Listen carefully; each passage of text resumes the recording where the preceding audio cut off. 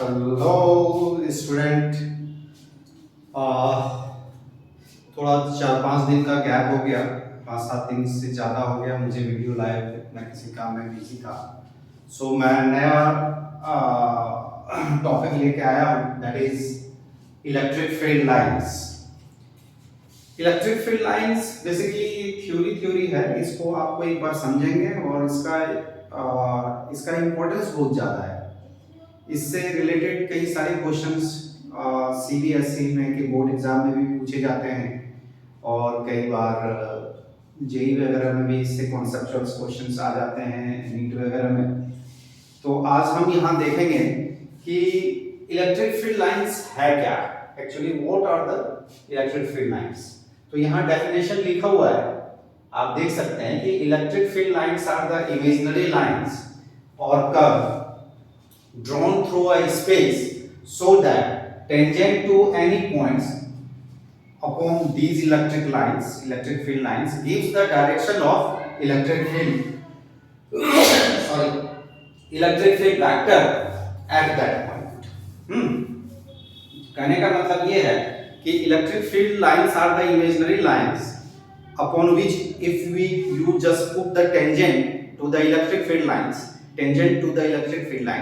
then it gives the direction of electric field।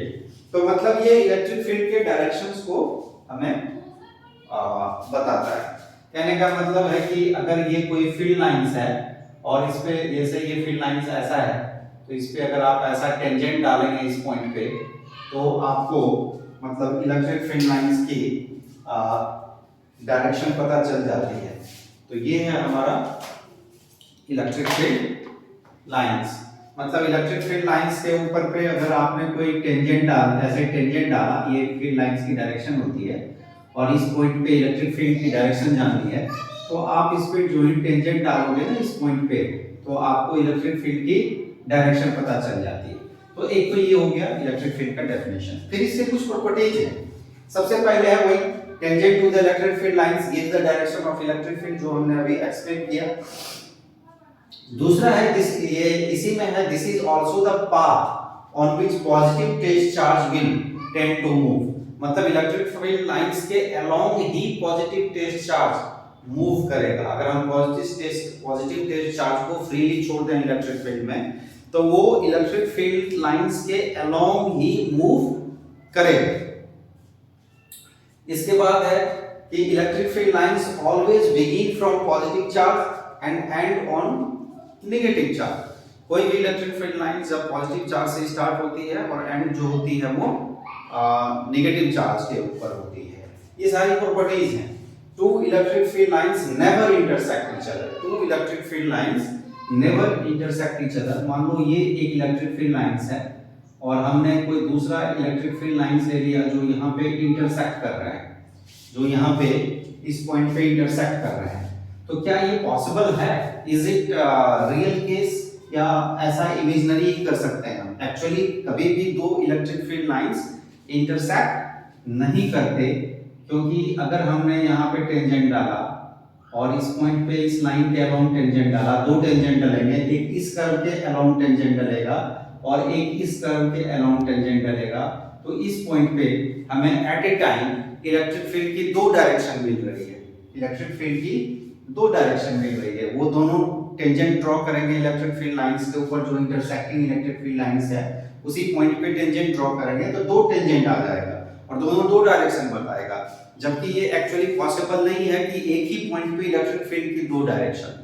तो इसलिए two electric field lines never intersect each other. इसके बाद है कि in a uniform electric field lines are uniformly spaced and straight line. मतलब uniform electric field का अगर हमें इलेक्ट्रिक फील्ड लाइंस खींचना हो, तो हमें जो है सो ऐसे इलेक्ट्रिक फील्ड लाइंस खींचेंगे स्ट्रेट लाइन और इक्वली स्पेस्ड होंगे। ये इस तरह के स्ट्रेट लाइन जो होते हैं ये यूनिफॉर्म इलेक्ट्रिक फील्ड के होते हैं। इलेक्ट्रिक फील्ड के होते हैं यूनिफॉर्म इलेक्ट्रिक फील्ड, ये याद रखना है आपको। ये स्ट्रेट लाइन का हो गया।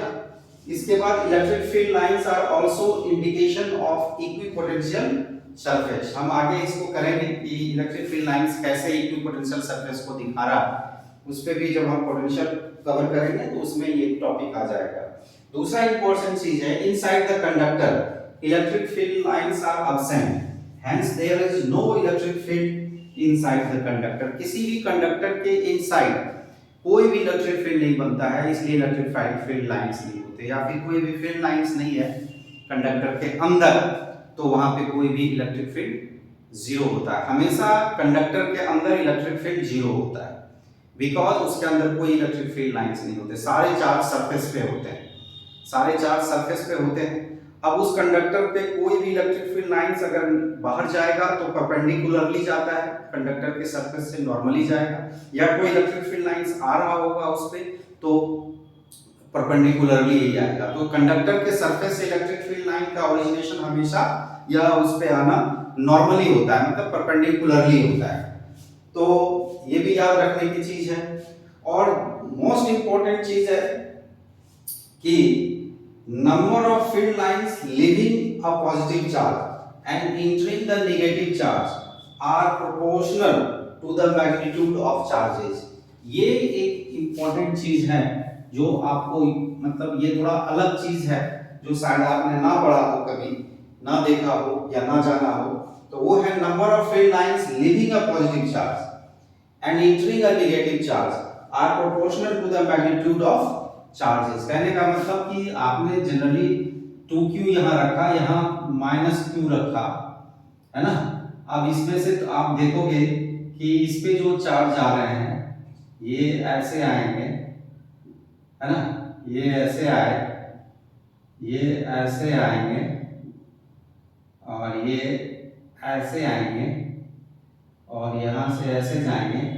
कहने का मतलब है कि यहाँ पे डेंसर हो जाएगा चार्ज जो इलेक्ट्रिक फील्ड लाइन होगा, और इधर जो है इधर थोड़ा सा ये रेयर होता जाएगा। मतलब इधर क्या होगा कि इलेक्ट्रिक फील्ड लाइंस थोड़े दूर होते, कम इलेक्ट्रिक फील्ड लाइंस होंगे, क्योंकि ये -q चार्ज है और ये +2q चार्ज है। तो यहाँ 2q चार्ज है और यहाँ पे -q चार्ज है।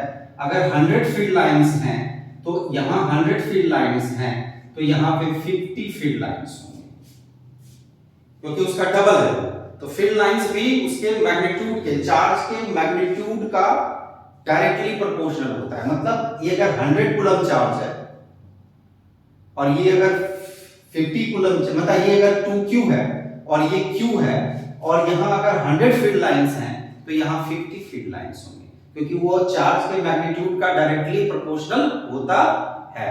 तो ये चीजें जो है आपको समझनी है कि अगर यहां हमने मान लो कि 5 कूलम चार्ज, 5q चार्ज रखा और यहाँ पे q चार्ज रखा, -q चार्ज रखा, यहाँ पे 5q, यहाँ पे -q। अब अगर यहाँ 100 फील्ड लाइंस हैं तो यहाँ पे 20 होंगे, क्योंकि रेशियो वही होना चाहिए 5:1। इधर 5 टाइम्स मोर होगा इधर से, तो क्योंकि चार्ज के मैग्नीट्यूड का डायरेक्टली प्रोपोर्शनल है। तो ये चीजें आपको थोड़ी सी समझनी है, ये थ्योरी है। आप इस वीडियो को पॉज करके और बार बार रिपीट करके भी चीजों को समझ सकते हैं, उसको देख सकते हैं। अब नेक्स्ट वीडियो हम लाएंगे, नेक्स्ट सेशन हम करेंगे इलेक्ट्रिक पोटेंशियल के ऊपर और पोटेंशियल एनर्जी के ऊपर। सो आप इसको देखें, खुश रहें और हंसते रहें, लोगों को हंसाते रहें।